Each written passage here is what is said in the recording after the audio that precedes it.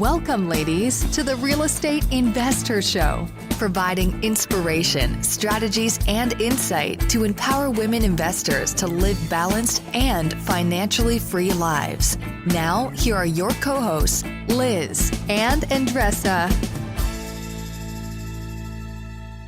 So in today's episode, we have Zoe and Sasha, who are two millennials who've known each other forever and have started a real estate investing company together. And they focus on creative financing, which we'll get into, and how they're able to do that and bounce off of each other with their strengths, in particular of student housing, and how they kind of got their start there, and they're also evolving to other areas.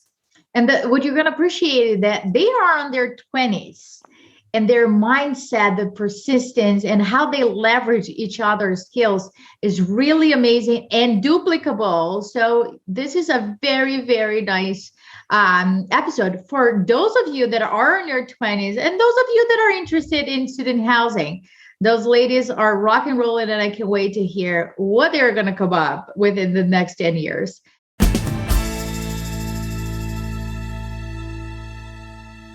Welcome back, ladies. This is Liz. And this is Andressa. Welcome back to the Real Estate Investor Show, where we are on a mission to empower women to live a financially free and balanced life. We do that week in and week out, right, Andressa? Mm-hmm.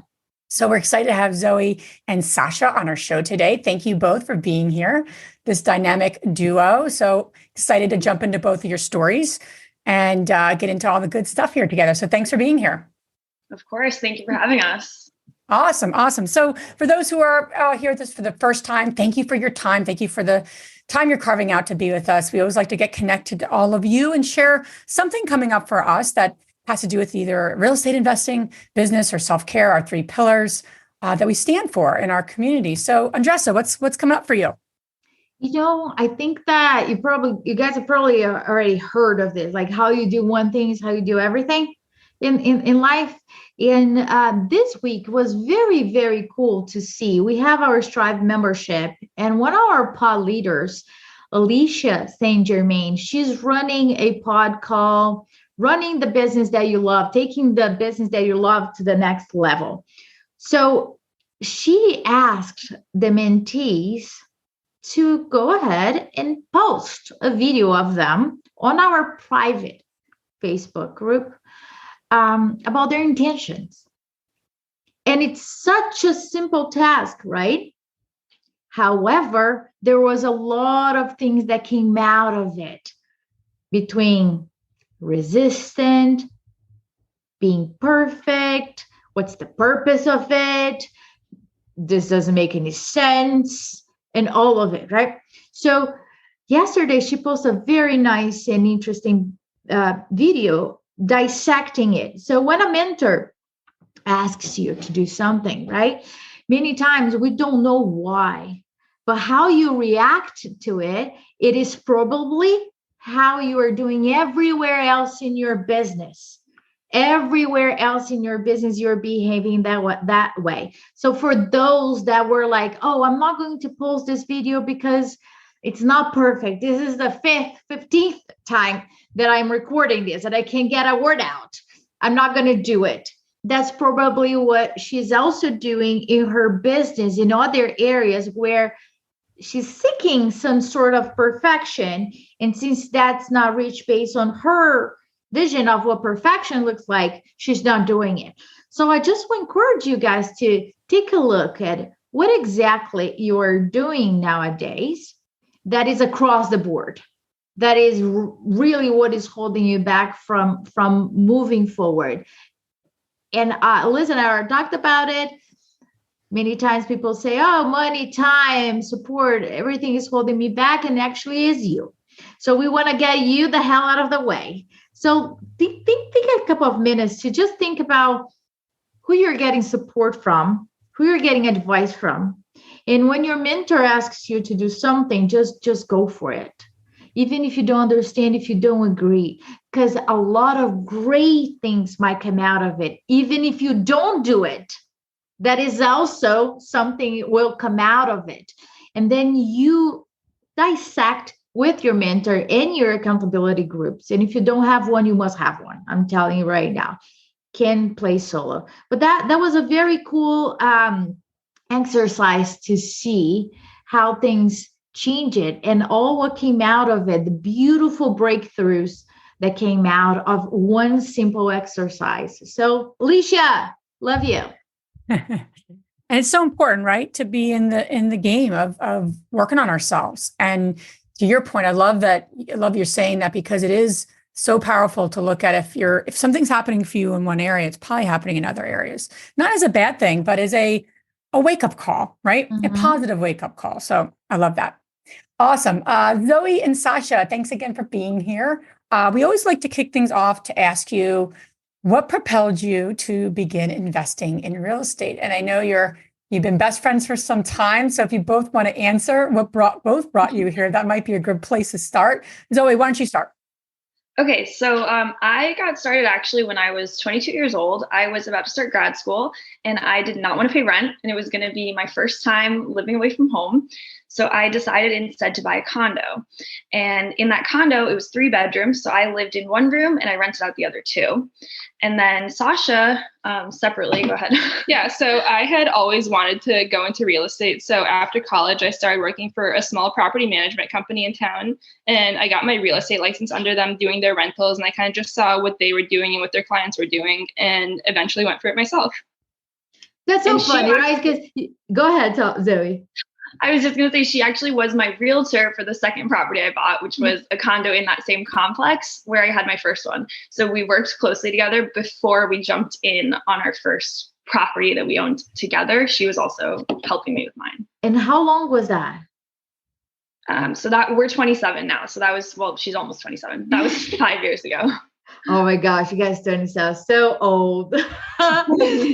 We're not going to tell you our ages, because that's not talk about it. Let's not talk about that. Keep that. I'm just an old person. So it's very interesting, right? Because many of us got started later on in our 30s, and I love seeing women, especially women, started on their 20s and figuring things out, instead of saying, well, in my 20s, I'm just going to screw up as much as I can and just have fun. And then when 30 comes, then I'll think about it. So for those that are listening to you, because we have a lot of young generation coming through InvestorCon too, and they are in similar situation, and they're either going to college or doing different things. They're like, I barely have the time and certainly don't have the money. So Zoe, break down, how did you come up with that idea, first of all, of living in one unit and renting out the other 2, which I think everybody should learn in school and do it? Yeah. So, I mean, it is, Bigger Pockets calls it house hacking. I didn't even know Bigger Pockets was a thing at the time, though. I just kind of was thinking, like, how do you live for free? How do I pull this off? And that seems like the most logical and easiest way to do it to me.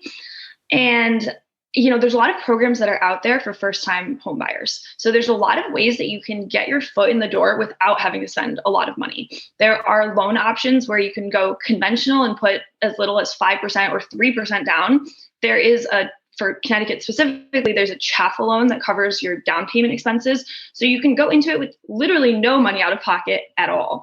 And a lot of these loan products people don't know about. And so they think, oh, I don't have the funds, I can't invest in real estate. But the truth is, like, anyone can do it. If you're at least talking owner occupied, this is such an easy way to get your foot in the door and start your real estate investing career. And it's very safe too, because you're always going to need a place to live, right? So it's housing for yourself, and it's your first property in your portfolio too.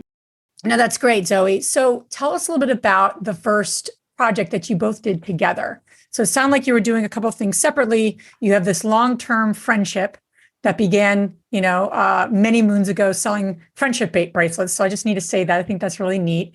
Was that a business, by the way, just out of curiosity? Was that something you guys actually? That was just like a side hobby in second grade. Okay.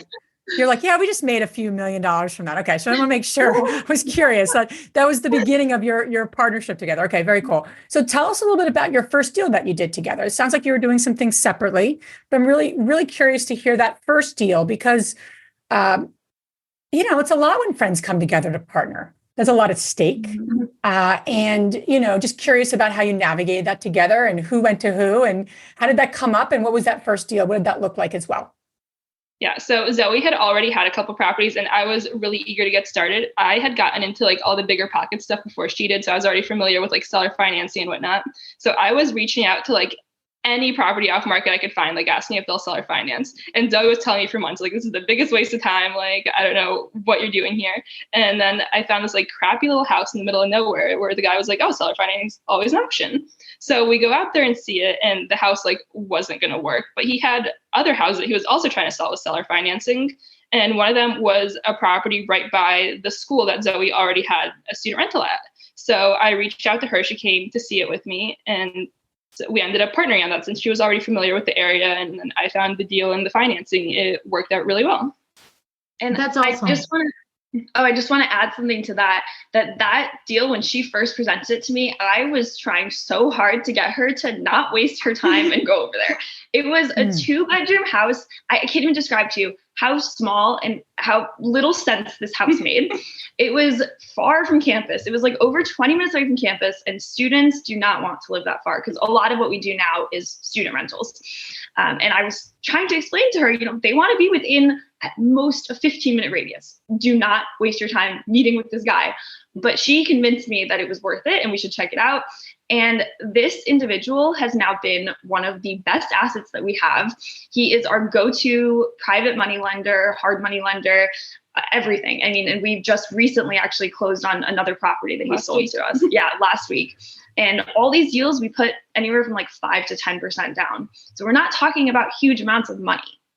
It's just finding the deals is the hard part. Yeah, it's the relationship building. Like we spent a lot of time like talking sellers into financing to us with low money down and just kind of like prove to them that like we're worth the risk and that it's going to work out well for everyone in the long run.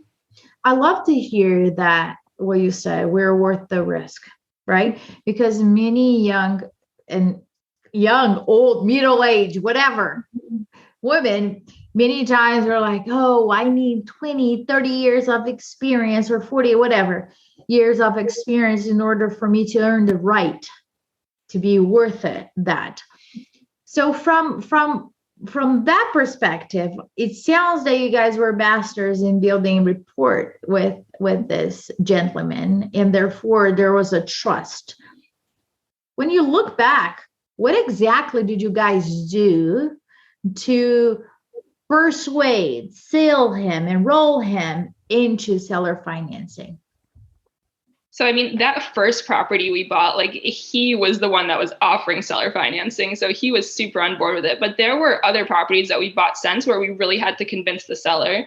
We have a 6-family a couple of towns over that we were talking to the seller for over a year, trying to convince him to seller finance to us. And he was very nervous. Like he just the whole idea, he thought that like worst case scenario, we would trash the building and then he would have to foreclose on it and take back a worse building. So, I mean, we provided him with references, showed him everyone else who seller financed to us, showed the track record, 100% on-time payments, that all our buildings are cash flowing. Like we have reserves to cover anything that would go wrong. And it was a very slow process. It took over a year to actually close on this building. But our 1-year anniversary of owning that building just happened a couple of weeks ago, and he reached out to us and told us how happy he is with the deal and what a great job we're doing. I love that. I want to let's take a step back there, because I think you're in your 20s and you grew your portfolio by seller financing with probably people that were a lot older than you, right? I would imagine. I mean, I'm venture to say. So there was a level of trust they had with you that they were able to do this, right? So let's just break that down, because you said a few things. You said one of the biggest things that they're looking for is your stability. And that's sometimes hard in with people in their 20s, right? Because it's kind of like, I think that's a question mark. So financial stability, I think you said you shared with this person that you had reserves. I think that's really important. So you were really showing it's all about mitigating risk. When people are taking a chance on anyone, whether it's financial, whether it's a deal, whether it's a property manager, whatever that team member is, especially someone who's doing seller financing, they're assessing, is this something I should do in terms of my risk? They don't say it like that, but that's what we're trying to hedge. So you're able to convince that person in a way that they felt comfortable. So I just want to make mention of that. You did that beautifully, probably, as you're kind of growing your portfolio, by becoming financially stable and then convincing and sharing that with them. And that's what people want to hear. Is this person, do they have a track record? Do they know what they're doing? And do they also, is there stability here? So if what hits the fan, will they be able to deal with what happens? So I just want to make mention of that. So, okay, you got this first particular deal underway. How did you now then form a partnership? You went from one deal, and then now you're doing deals together. Walk us through that path, because so many people, whether in their 20s, 30s, 40s, 50s, whatever it might be, consider partnership, right? That's a big one. So I just want to kind of go there if since we're talking about that now. Yeah. Oh, go ahead. Yeah. I mean, I just think that we're very like-minded. Even before we were partnered, anytime we'd just hang out, our conversations would always just end up being about real estate and about buying properties. So it just made sense to go into it together. We also have very different strengths and weaknesses, and I think we balance each other out very well when it comes to our properties. Do you have anything to add? Yeah, I think though in the beginning we were not really expecting it to turn into what it has. We bought that first property together and we didn't plan on continuing buying properties together. It kind of just happened naturally and organically in that way. And we have, for the most part, an easy time working together. Of course, there's going to be some problems, but it's how you resolve those issues when they arise that matters. And, we get through pretty much anything that comes our way, and then we're ready to tackle the next one. So. And the student housing, did that came by chance, or did you guys intentionally? Because I'm assuming you were a student or getting out of it at some point. Yeah, well, so like I said, when I first started, my first property was because I was starting grad school. Mm-hmm. And then I saw how much money student rentals make compared to the average, multifamily. I know multifamilies are great. They're much more passive. Student rentals are a lot more involved, but there's also way more profit potential. You can take a single family house and you can net profit on it $2,000 a month. You can't do that on a normal single family rental.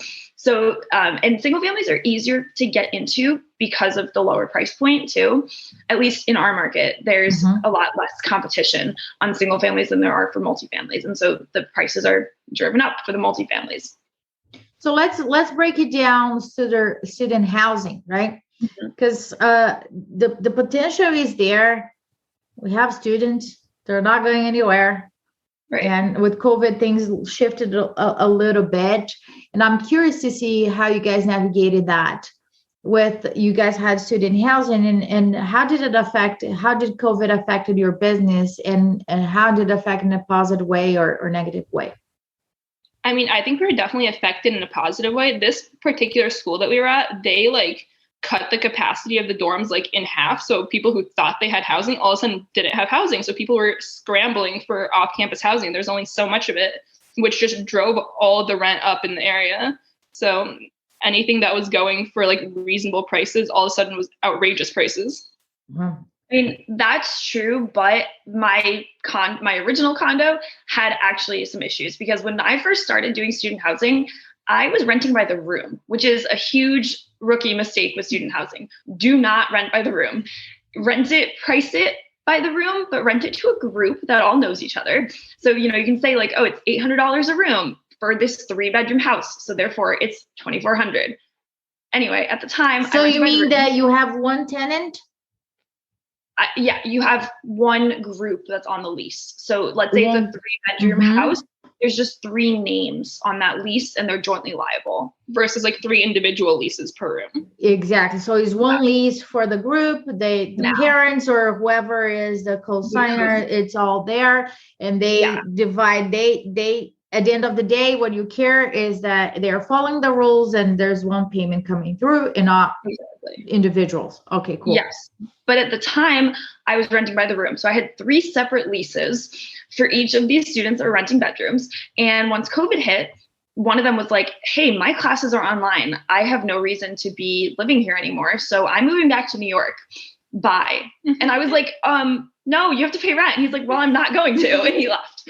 So I had to get his room filled. Then another one did it to me like 3 months later. I guess he saw that his friend did it. So he was like, I guess it's cool. And so he left too.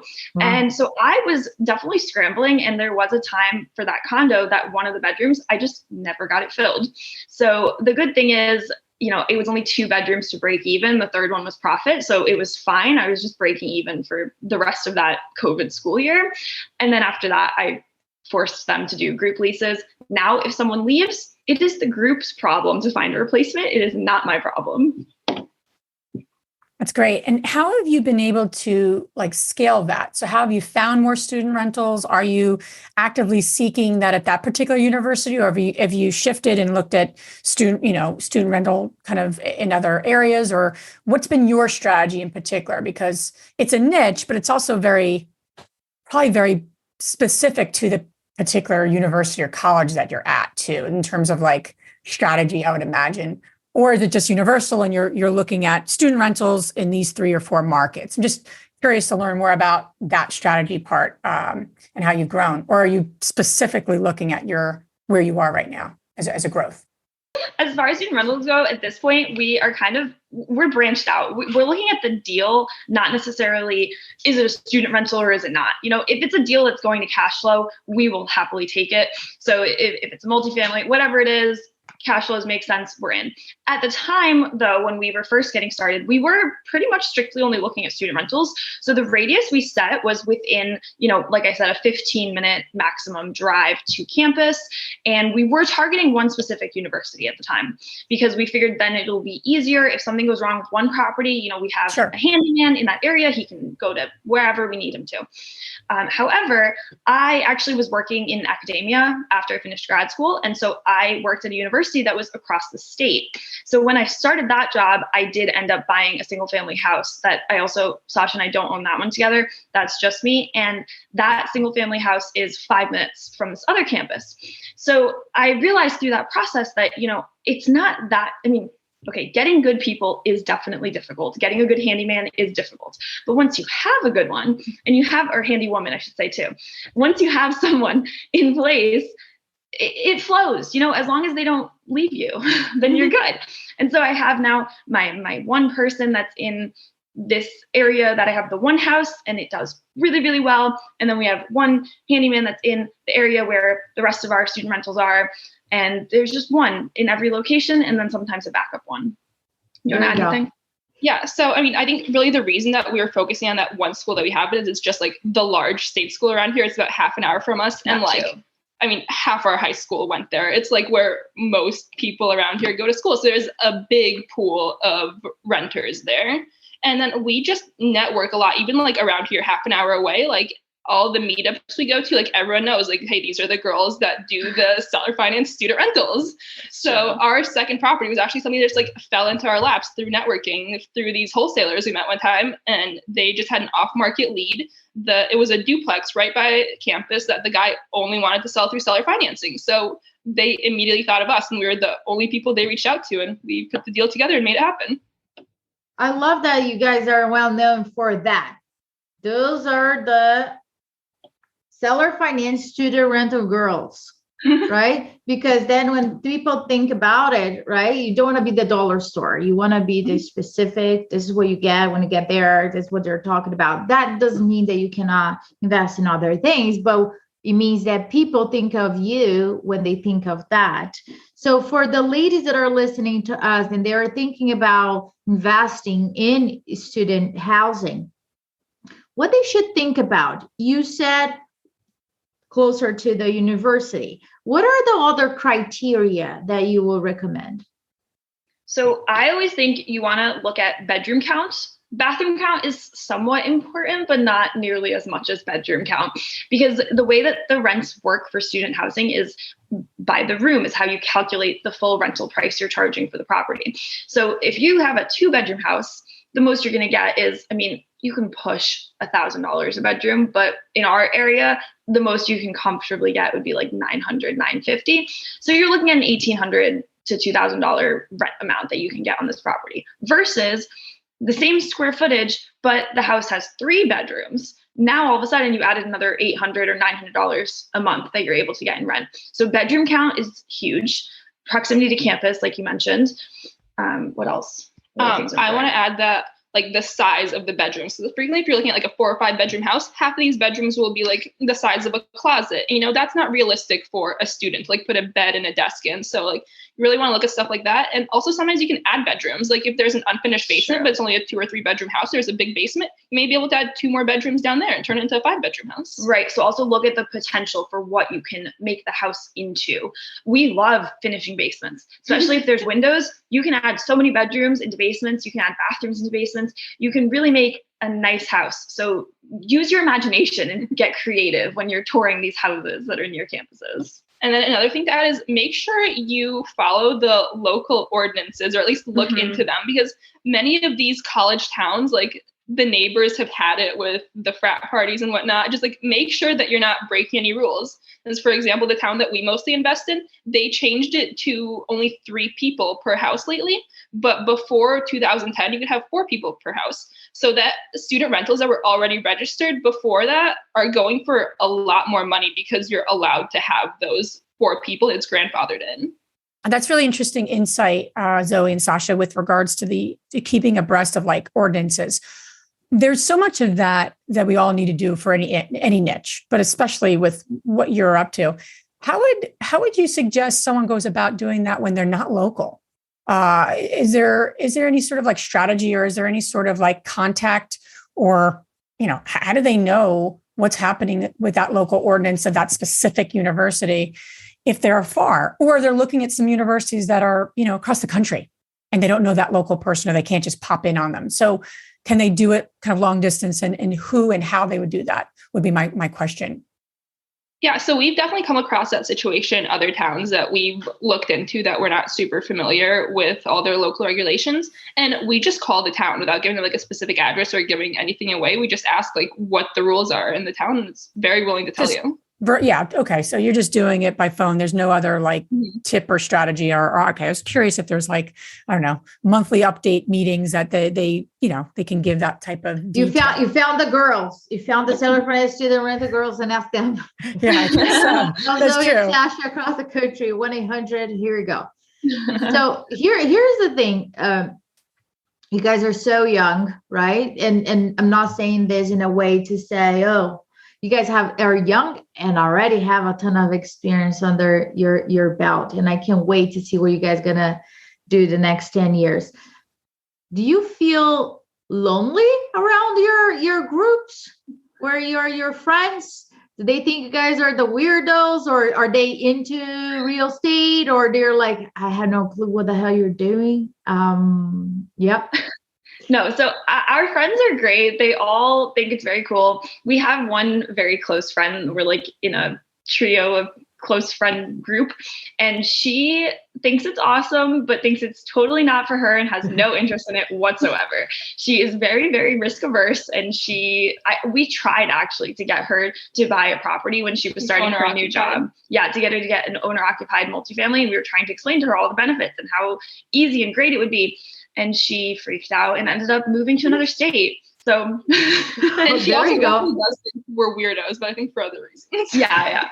Right, because certainly not common to, I didn't have those conversations on my 20s, right? Yeah, and I think that's what we want to see it. We want to see it more and more. And you guys are going to be example for all the other 20s that are looking at you and say, wait a minute, it's possible. They're doing well. Let's do it too. Yeah, I mean, I think it just comes down to being super persistent, especially if you don't have a ton of capital. Because when we were first getting started, we basically had no capital to pull from. Like we each had $10,000 we had saved up of our own money, and that is all that we had to invest with. And so Sasha spent a ton of time calling everyone she could off market. And then this one person that was ready for seller financing fell into our laps. And if it wasn't for him, it would have probably taken us a whole nother year of her being persistent. Yeah, I was getting very discouraged. I mean, it had been months and months, and she had been telling me forever, like, you're wasting your time. And I was starting to get to the point where I thought I was maybe wasting my time too. Like, we were very close to just like going back to just like saving money and waiting until we had like 20% saved up and just going through a traditional bank. But I wanna give kudos to both of you, right? For the discipline, the persistency, because we are in a generation where it's like, if I don't get it this week in 2 hours, I'm out or I give up. Where did you guys get that from? Because it's all her.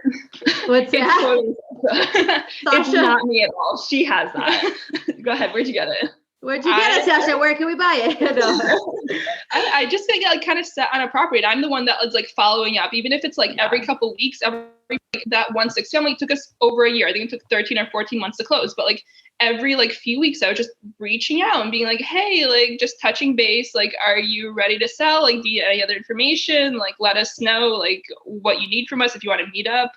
And I think this is also why we make such a good team, because she's really good at being persistent and following up. And I'm really good at closing the deals. So once we actually get that meeting with the individual we're meeting with, I'm the one who presents all of our information, who articulates to the seller why they should want to sell to us and hold a note and, gets us to that very next step. But if it wasn't for her continuing to follow up, we wouldn't be at that situation where I get to close it. Yeah. And she's very eager. If after like a couple weeks, like she's not seeing progress, she's like, okay, we're done. Let's move on to the next property.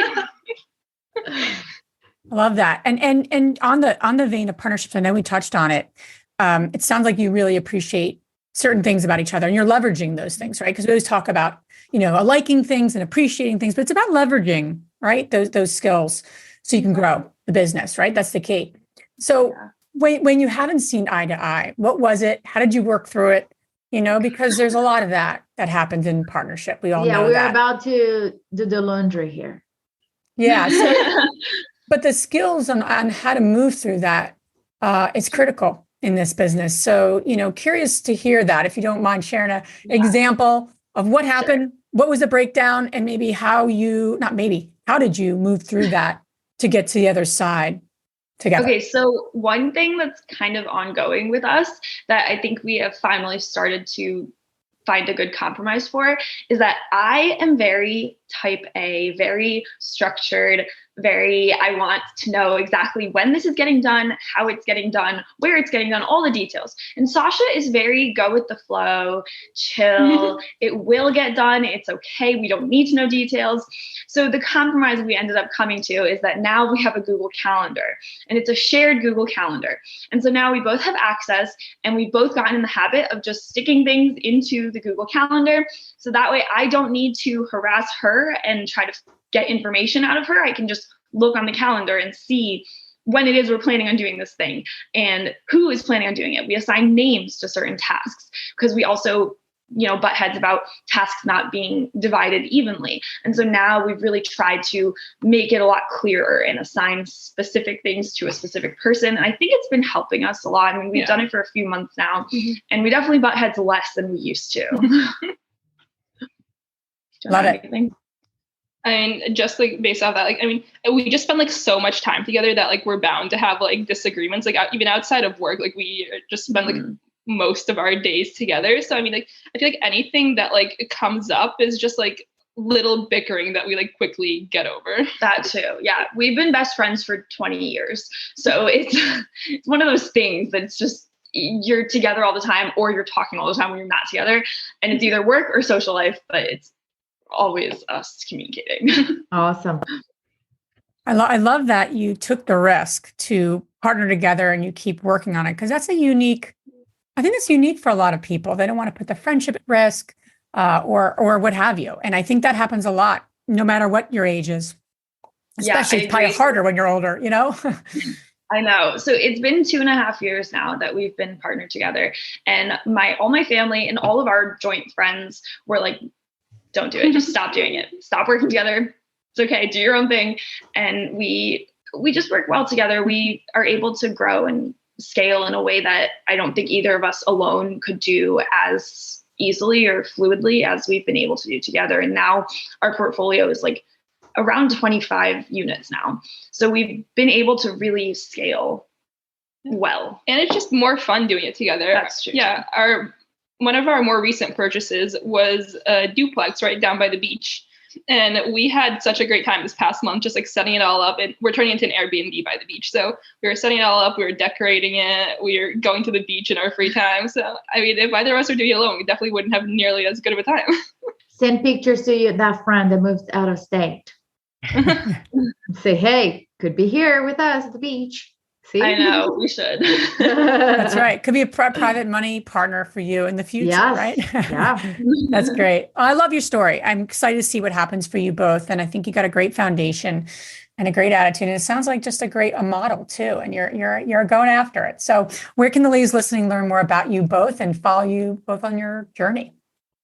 Thank you. So yeah, we are on Instagram and on TikTok with the same handle. TikTok is fairly new, so bear with us on that one. But Instagram we've been on for a while. So it's Zoe and Sasha Invest, all one word spelled out. So it's ZOE is my first name, and then the word and then Sasha SASHA, and then Invest. Awesome. All this information you guys can find on our show notes.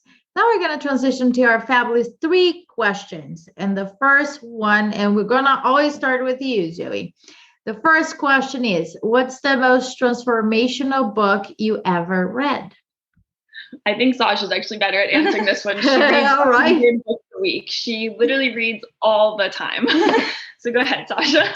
Well, I think the one book that we both read that has really helped us was How to Win Friends and Influence People. It's definitely helped us in like speaking with sellers and with the whole seller financing and just getting people on board with like what we want them to do.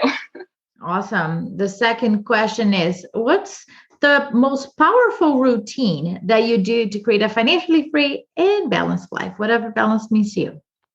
So we both have different things that we do. For me, I have been trying to develop new hobbies and make new friends in other ways. So I am now rock climbing, I'm crocheting, doing all sorts of new things I haven't tried before. And I have this big circle of, rock climbing friends. I'm also volunteering, so I have a circle of friends there. So just filling my time with things besides work has been really helpful for me to feel more balanced in life in general. And so a big part of my routine is that every morning, the first thing I do is I go for an hour-long walk with my dog. And that's kind of just like my me time when I just like plan out my day and everything and try not to like think too much about work. And just like, that's like my relaxation time every morning. Love it. Last question. Which woman, famous or not, has inspired you the most? So this one we discussed a lot. And I think we both came to an agreement that, as children growing up, the one woman that was always around that was doing business things and real estate and all sorts of cool investments was my aunt. So her name is Alicia. She is killing it in the world. And she right now is in Mexico investing in all sorts of luxury condos and renting them out short term and just doing awesome stuff. Look at that. We started with Alicia and we're finishing up with another Alicia. That's funny. Maybe you should have your aunt coming through the podcast to tell us how she does short-term rentals in Mexico. Let's get I'm sure she would love that. Let's get Alicia here, people. Sasha, thank you so much for being on our show. We so appreciate your time and sharing your wisdom and the wisdom you have gathered and working together and going after your dreams. So thank you for your time and excited to see what's next. Awesome. Yeah. Well, thank you both so much for having us. Thank you. Thank you. We had a lot of fun.